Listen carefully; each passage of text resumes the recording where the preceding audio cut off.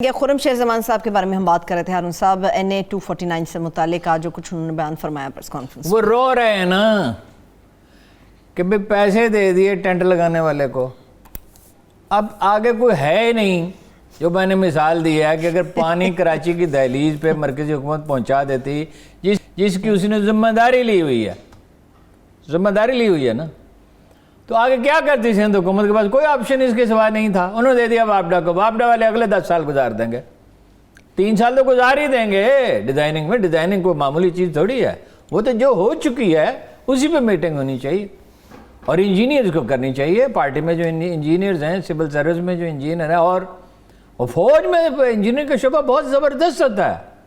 बैठें और ज़्यादा से ज़्यादा 2-3 हफ्ते में उसका डिज़ाइन फाइनल करें, इसलिए कि स्टडी तो सारी हो चुकी। इसी तरह इस मामले में अब टेंट लगाने हैं, पैसे तो दे दिए, टेंट वाले हमेशा एडवांस पैसे लेते हैं, एडवांस पेमेंट, बाद में कोई नहीं देता उनको। शादी ब्याह हो या कुछ हो तो सियासी पार्टी तो बिल्कुल नहीं देती। तो वो अपना अब वो रो रहा है भाई टेंट। अब आप बताइए कि टेंट नहीं है तो वोटर कैसे जाएगा? कैसे जाएगा? एक तो ये कोरोना, एक गर्मी, ठीक है, एक काम आपने किया कोई नहीं। एक बावड़ा साहब कहते हैं कि मैं कोई तुम्हारी वजह से जीता हूँ, एक मिलते नहीं लोगों से। अच्छा, इन सारे अवामल के होते हुए टेंट भी नहीं लगा रहे, ट्रांसपोर्ट का भी कोई बंदोबस्त क्या नहीं। जानते थे पहले से हारून साहब के कुछ ऐसा होने वाला है? PTI के लिए कोई इतना इजी नहीं होगा इस नशिस्त को जीतना। ये तो हम कह रहे थे ना कि भाई नून लीग की पोजीशन बड़ी मुस्तहकम है, बहुत ज़्यादा। वो तो अगर इलेक्शन कमीशन वालों की मर्जी है, जो मर्जी करें वो कहें। भाई धांधली तो बिल्कुल वादे है। एक आप ज़रा कैलकुलेटर पर हिसाब लगाएं कि 73,000 तो वोट पड़े, तो 200 कितने पोलिंग स्टेशन थे? तो एक पोलिंग स्टेशन पे वोट हैं ही कितने? 2 घंटे से ज़्यादा टाइम ही नहीं चाहिए।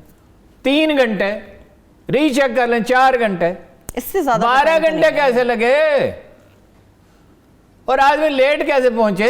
हारून साहब, तो बिलावल कहते हैं कि अब्बासी साहब खुद बैठे हुए थे ऑफिस में जब ये पूरा चेक किया जा रहा था वोट के। कौन से कितना? शाहिद खाकान अब्बासी साहब। शाहिद खाकान अब्बासी क्या कर सकते थे? वो जरदारी साहब, 10 शाहिद खाकान अब्बासी जरदारी साहब उन्हें चकमा दे सकते हैं, उन्हें इलेक्शन लड़ने का तजुर्बा है, वो पुलिस को इस्तेमाल करते हैं, उन्होंने पुलिस और सिविल सर्विस पे उनकी गिरफ्त है। ये इमरान खान की हुकूमत थोड़ी है कि पंजाब की सिविल सर्विस उनकी बात ही नहीं मानती। वहाँ कोई उस्मान बुज़दार बैठा हुआ आपके ख्याल में? वो नहायत काइयाँ लोग हैं, उनका तजुर्बा है। चलिए, पीपल्स पार्टी नून लीग तो एक तरफ, PTI तो हारून साहब कलदम तहरीक से भी पीछे रह गई। पीछे तो आपको बता दी, जब आपने किया कि देखिए जिस घर में पानी नहीं है और पानी खरीदना पड़ता है, और पानी वो कैसा होता है आपके ख्याल में? वो पीने का पानी होता है? पता नहीं बेचारे कैसे खारा पानी होता है हारून साहब। वो सिर्फ आप नहाने के लिए इस्तेमाल कर सकते हैं, बर्तन धोने के लिए, घर के काम, पीने के पानी का क्या करते होंगे? पीने के लिए अलग से पानी आपको खरीदना पड़ता है कराची के। फिर जब पानी ही नहीं है, वो कुरान करीम की याद आ गई आपकी बात से, फफतकनाहुमा, this was all one big mess. ये जो कायनात है ये एक मेस था, बादल थे। फफतकनाहुमा, हमने उसे फाड़ कर बिखेर दिया, जिससे ये कायनात वजूद में। वजालना मिनल माए कुल्ला शैइन हई, और हर जिंदा चीज़ को पानी से पैदा किया। साइंसदानों ने तो अभी दरियाफ्त किया है ना, 100, 150, 200 साल पहले। तो कुरान मजीद में तो 1400 साल पहले। जिंदगी तक का तो इन्हिसार ही पानी पर है, और पानी ही नहीं मिल रहा। और जो है वो जराइम पेशा लोग बेच रहे हैं, और हुकूमत की मर्जी के बगैर तो नहीं बेच रहे। आपने वादा किया पानी वहां तक पहुंचाता है, आपने कुछ नहीं किया। उसके बावजूद मिफ्ता इस्माइल साहब ने अब आप इलेक्शन कैंपेन में आप मतलब बंदे नाराज हैं। वो लोग इस तरह छोड़ के नहीं जाते, इतनी जल्दी लोग अपनी पार्टियों को छोड़ते नहीं हैं। इट टेक्स टाइम, 10 साल, 15 साल, 20 साल।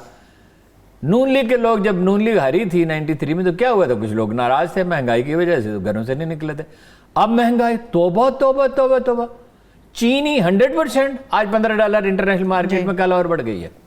अब कोई चांस ही नहीं रहा उसका सस्ता होने का। और जिस तरह इन्होंने हाथ डाला शुगर मिलों पे, वो एहतसाब बेशक कर लें, लेकिन अवाम को कोई रिलीफ नहीं मिलेगा। आटा दुगना, हर चीज़ की प्राइस बढ़ गई, महंगाई से लोग बिलबिला रहे हैं, और आप उनके साथ हुस्न सलूक से भी पेश नहीं आ रहे, राब्ता ही कोई नहीं। ये कराची की जो लीडरशिप है, वैसे तो सारे पीटीआई में बातें बनाने वाले हैं, लेकिन कराची की लीडरशिप तो कमाल है। इसमें जिससे मिलो वो दूसरे के खिलाफ बात कर रहा है, आपस में इनका जो टॉप लीडर है सिंध का, नाम नहीं मैं आपको ना इशारा कोई करूंगा, छोड़ दीजिए। उसने मुझे कहा 2 हफ्ते पहले, मैंने एक साहब को फ़ोन किया, उनका गवर्नर साहब बैठे हुए हैं, फलां साहब बैठे हुए हैं, चीफ मिनिस्टर साहब, वो फलां वजीर बैठे हुए, फलां साहब बैठे, और ये आपसे बात करना चाहते हैं, जिसमें इमरान खान साहब सबसे एतमाद करते हैं। मैंने कहा, उन्होंने कहा जी आप कोई परवाह नहीं करते, हमारे मिलते नहीं, लिफ्ट नहीं कराते। मैंने कहा आप मुझे नंबर भेज दें तो मैं आऊँगा, आपसे मिलूँगा। 3 हफ्ते गुजर चुके हैं, टेलीफोन नंबर भेजना कोई काम है? और वो मिलना चाहते थे, झटपट भेजा जा सकता है।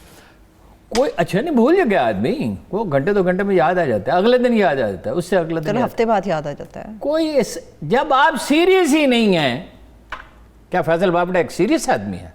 नो, आपने वो डिक्लेरेशन में बताता ही नहीं मेरे पास दोहरी शहरियत है। और जहाज में खड़े होकर तस्वीर कौन खिंचवाता है? कितना लंबा सफर किया होगा। और आज़ाद कश्मीर के राजपूत को मोटरवे बनी हुई है, और पिस्तौलियाँ लटका के चले गए, किस लिए? आप सीरियस जिससे बात करें, कराची के जितने हैं, आपको पता है कि 5 पश्तो स्पीकिंग एमएनए हैं तहरीक इंसाफ के 14 में से, 2/3 मेजॉरिटी थी, 21 में से 14। तो इन्होंने किसको टिकट दिया? सही, ठीक है, जब उसको दिया, मिफ्ता वेरी कॉम्पिटेंट पर्सन, तो भाई वो जो पश्तून वोट हैं, वो जिन्होंने आपको 65 सीटें दी हैं पख्तूनख्वा असम्बली में, पख्तूनख्वा से ज़्यादा पश्तून कराची में रहते हैं, उनको मुतहर्रिक करें ना, उन्हें मुतहर्रिक नहीं किया, वो क्या होना था?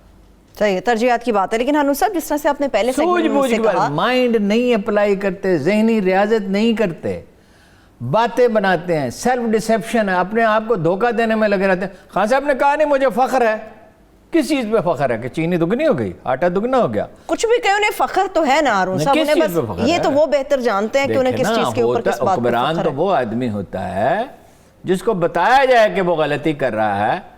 कोई आदमी हुक्मरान ऐसा नहीं है, आप बड़े सगीर में जो कामयाब हुक्मरान है सबको देख लें, जिसके सरकारी अदारों के अलावा 10, 15, 20 कम से कम 5-6 प्राइवेट चैनल ना हो, जिसके कोई ऐसे जाती दोस्त होते हैं जो उसके मुंह पे सच्ची बात उसे कह देते हैं। तो जब माहौल ही ऐसा पैदा हो गया कि आपने सुनी नहीं है बात, वह इलेक्शन में असेंबली तोड़ दूंगा, काफ लीग को क्या मैसेज मिला इससे?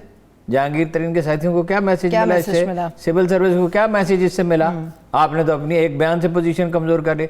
हालांकि पीडीएम में लड़ाई शुरू हो गई, आप उससे फायदा उठा, उससे फायदा। जहांगीर तरीन साहब की आपने बात किया हारून साहब, उनके साथ एग्जैक्ट कोई तादाद मालूम हो सके? कोई 40 की बात करता है, कोई तो कई कहते हैं इससे कहीं ज्यादा दुगनी तादाद है तरीन साहब के साथ। एक तरफ हम ख्याल ग्रुप के साथ उन्होंने मुलाकात की, देखिए जो लोग उन्हें रोक सकते थे ना, जहांगीर तरीन साहब को रोक सकते थे ना, उन्होंने इनकार कर दिया।